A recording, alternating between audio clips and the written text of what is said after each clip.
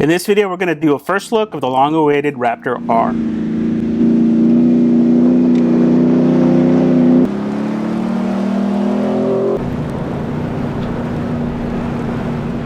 Hey guys, welcome back to the channel. In this video, we're going to do a first look at the long-awaited Raptor R from the perspective of an actual off-roader that actually abuses his Raptor in the desert. For those of you guys that are new, hey guys, I'm Hallie with Keep It Dirty Off-Road. This channel is all about working on our Raptors, taking them out, abusing them in the desert, and then showing you guys how to fix them, how to upgrade them, and how to maintain them. And we share all the lessons learned along the way. Today, Ford finally released the details on the brand new Raptor R after making us wait for over a year. The first time we saw it, they teased it back in July of 2021. And we finally get to see it today. There's a lot to cover, so that's why I have my laptop on here. There's a lot of information to go over, so we're going to go through it all and then give you guys my impressions on the truck and what I think. Big news, the Predator. Yes, the truck now gets the Predator engine from the Mustang, but it's changed a little bit. It's tuned down to 700 horsepower. In the Mustang, it was getting 760. It's also using a smaller pulley. According to the Ford engineers from watching a TFL video, it's using about a 70% smaller pulley to change the torque band a little bit to bring the power on at a lower RPM, and that's key for off-roading. You need that power in that 3,000 to 5,000 RPM range. Peak torque of this truck comes out at 4,250 RPMs, which is much better for off-roading. They also did a much deeper oil pan to account for the different angles that the truck will be in, and also allow it to run a little bit more oil because it's going to need it for off-road applications. It also has an engine oil cooler up at the front of the engine, similar to what you guys have seen on the 6.2, where it has the oil filter and a cooler right at the bottom, as well as a cooler up at the front. That's also new. From watching the videos from the Ford engineers, that is not a part of the Mustang. The truck also has the same frame carried over from the 37-inch EcoBoost Raptor, but with a few minor changes. They are upgrading the axles. The front axles are different, and according to Ford, they are more robust, higher strength carrier castings with aluminum rib structural covers.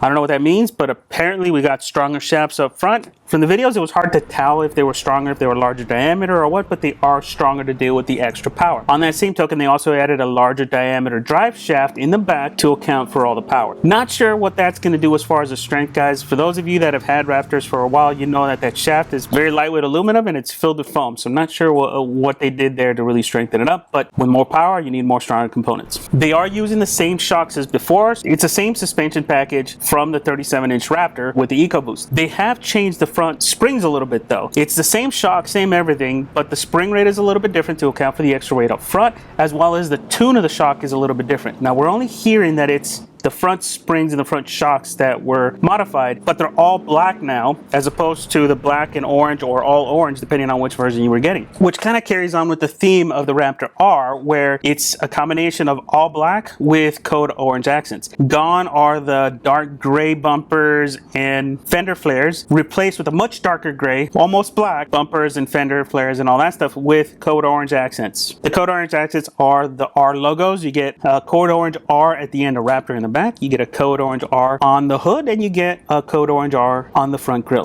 The hood is also about a 1 inch taller. There's this hump, this plastic hump on the top of the hood to account for the supercharger. In my opinion, it's pretty ugly. It's not one of its best features, but it is taller to account for the supercharged V8. You also get Raptor logos all throughout the interior of the truck. Both the seats and all that stuff get new Raptor logos. The center console armrest gets a new Raptor logo, and that black thing continues inside with black Recaro seats now being standard and your only option. You also get carbon fiber as standard, and at the same token, they got rid of that ugly chrome strip that goes on the inside of the truck, and it was kind of like smoked out and darkened out. It looks much nicer than the old cheap chrome plastic that was in the truck. In many ways, I think the interior is a much more improvement. A lot of you guys have complained about the blue Recaros. There finally is a nice Recaro black option, as well as getting rid of as much of that chrome as possible and a little bit more carbon fiber. The exhaust is also new for the Raptor R. Basically what they did here is they maintained the active valve exhaust that's in the EcoBoost, but tuned it for the V8. They removed the trombone, but added new exhaust tips to also, again, for the sound, to get that better sound in the back of the truck. As far as colors, this is like probably one of the best features of the new truck. They finally brought back my favorite color, Avalanche Avalanche Gray. My favorite. Yes, guys, Avalanche Gray is back on the truck. By far, my favorite. There is also a new color introduced. Aside from being able to get antimatter blue, which was another color they introduced last year, you also get a new color called Azure Gray. They didn't release any pictures of what this color looks like, but I'm definitely looking forward to seeing what that new looks like, because I'm a fan of these subtle colors. Avalanche Gray has been my favorite color from the beginning. I still miss it in that old 17 truck that I had. Best color on the Raptor. Now, finally, we come to the price. She's not cheap. According to Ford, the price will be $109,145, and that includes destination. If you've done the math, you'll realize that that's about 20 to 22K more than an EcoBoost. We actually sat down and priced out an EcoBoost with the same features, the 37-inch package, the carbon, all those same features and all that stuff, and it came out to about $86,000 something, almost $87,000. For 22 extra K, you're getting engine, you're getting black trim, you're getting black wheels, black V-lock.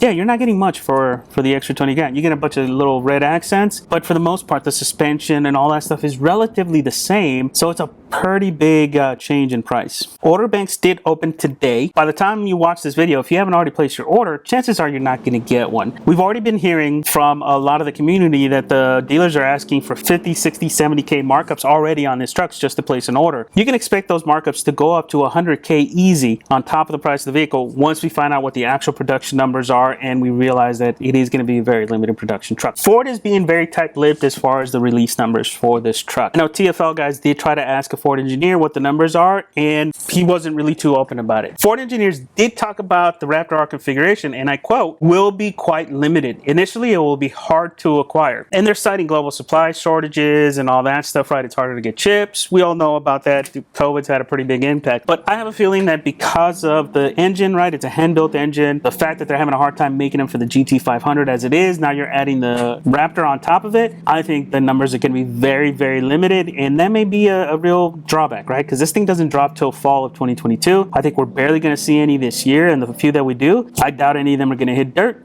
They're just going to be museum pieces, which is going to be a real shame considering the prices they're going to be paying for them. Now, we didn't get any MPG specs. We also didn't get any 0 to 60 specs. And according to the Ford engineers, again from the TFL video, Ford is not releasing that info because they built an off-road truck. 0 to 6 times don't matter if you're off-roading. This thing was designed for off-roading. They put the biggest tires on the smallest rims, the 17s that they could do. This thing is set up for off-roading, so the 0 to 60 times don't matter. If you care about 0 to 60 times, the last thing you want on your truck is 35-inch, 37-inch tires with small rims. You want larger rims, you want bigger brakes, you want a smaller tire so you can get the most out of the truck. That's not what this truck's designed for. It's designed for off-road performance, which is a good. That all being said, there is a lot of bad. Overall, I think I'm very underwhelmed by the R announcement. And I'll tell you why. There's a lot of similarities between the 37-inch EcoBoost truck and the R. They're using the same brakes, still the new electronic system, but they added a new stability control system, roll stability control system to it, so they're introducing more electronics to it. It's the same travel numbers. It's the same suspension travel numbers as the EcoBoost. And the EcoBoost with this 450 horsepower is already more than the suspension can handle. Now you're adding 700 horsepower with the same exact travel. That is just a recipe for disaster. To give you guys an idea, we're gonna have a video coming out here pretty soon about an HM pre-runner. This thing is a beast. It has almost double the travel numbers, and that thing has 700 horsepower, and it's amazing down the road, but that is a full cage build. This thing's not a full cage. It's way more power than the suspension can handle, and I think for that reason, we're not gonna see too many of them off-road. It's the reason why we don't see too many TRXs hit the road. It's too much power for that suspension. I wish Ford would have beefed it up a little bit, maybe increased the travel, maybe made it wider, made it bigger. I know they probably can't. There's probably a lot of restrictions why they couldn't do that. Same thing with the brakes. They probably didn't make them bigger because it was just easier from a production standpoint to keep everything the same and build everything the same. But it would have been nice to see a much wider, more travel, bigger brakes, just a monster of a truck come out with that 700 horsepower, right? Something to account for that extra power instead of just shafts and axles. I think also the styling is very understated. Side by side, they'll be hard to tell apart between the 37-inch EcoBoost and the R. The only difference is the little R's, and if you have the graphics, you'll see that large R on the side of the truck. I also think that hump is pretty ugly, right? The hump is one way you'll be able to tell it apart. I also don't like the graphics. That orange looks really good on the sides of the truck, but it doesn't look good on the hood, especially if you pick a lighter color. It just doesn't look good. And then finally, the suspension, the whole powertrain suspension. So like the transfer case, the transmission, the differentials, all of that is the same. they're still running 410 gears on 37s, which again, I think they should have been running higher. It's still the same transfer case, which there's guys out there breaking those. When they tune their engines up to 600-700 horsepower, this truck has 700 horsepower, it's going to be an issue. And there's just going to be a high risk of component failures because so much is shared with the EcoBoost Raptor because of all that extra power. Now, Ford is saying that they designed the 37-inch Raptor to deal with all the extra horsepower they're going to do with the R. I'm not sure I believe that. If that was the case, the R release would have been much closer to the EcoBoost, right? We wouldn't have had to wait an extra year for it. So in my opinion, I think it's a cost cutting, it's a manufacturing decision to make it easier to make. And those of you that actually off-road these, if any of you guys do, you're going to find the limitations of that very quickly with that engine. And then finally, on the same lines with the suspension, we're already seeing the drawbacks of having a heavier front end. Now, Ford claims that the truck is only 100 pounds heavier than the EcoBoost. It's around 5,900 pounds total. I remember when I did weigh my truck was closer to the 5,600 pounds. So I know the Gen 3 was probably a little bit heavier than the Gen 2, so that's probably why. But we're already seeing some of the impacts of that. If you look closely at the footage, when the Raptor's going through a whooped out section, the back end is bucking quite a bit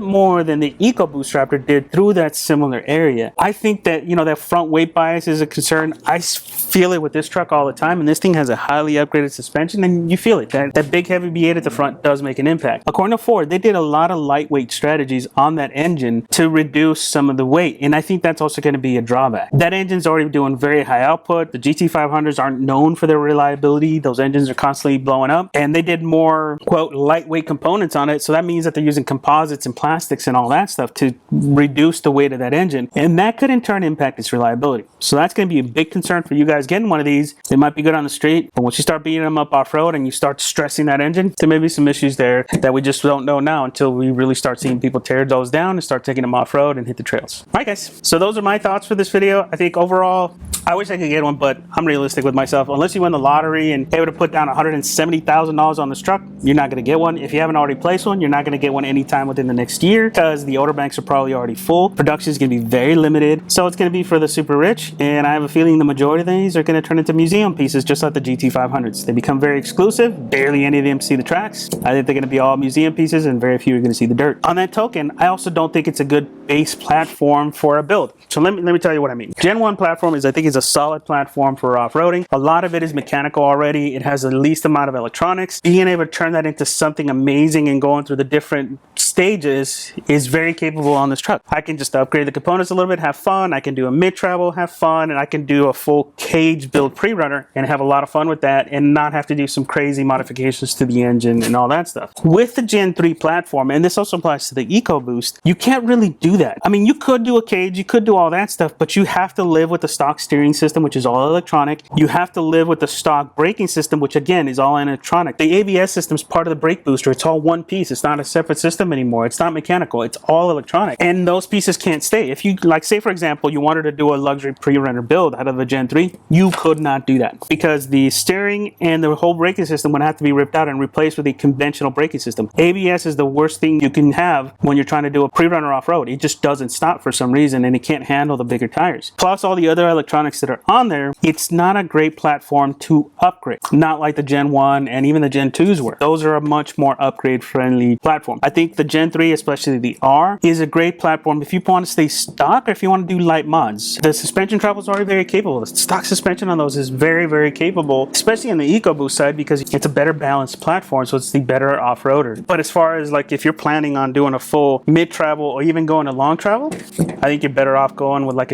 a used 5.0 truck. Is a much better option. It's cheaper and it's going to give you a whole lot more capabilities and a whole lot more options than the Raptor R. I think the Raptor R, keep it stock, mild upgrades, I think that's the best bang for your buck. Or even do an engine swap. You know, we're hearing folks talking about engine swaps. Engine swaps could even be cheaper or they're in the 50K range, right? All right, guys. So that's it for this video. Questions and comments below. Let me know what you think about the truck. What do you think? What impressed you? What underwhelmed you like it did for us? Let us know.